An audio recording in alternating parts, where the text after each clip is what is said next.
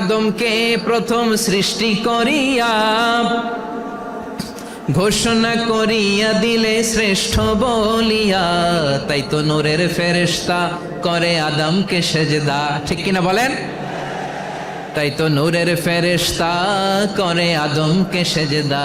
সবার চেয়ে সম্মান দিলে মাটির আদমকে।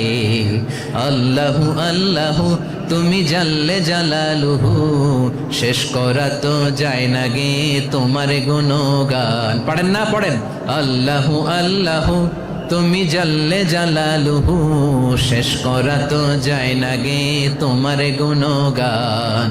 আল্লাহু আল্লাহু আল্লাহু আকবার।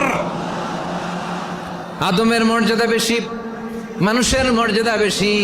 মানুষ শ্রেষ্ঠ তার প্রমাণ নূরের ফেরেশতা মাটির আদমকে সেজদা করে আওয়াজ করে বলেন ঠিক কিনা?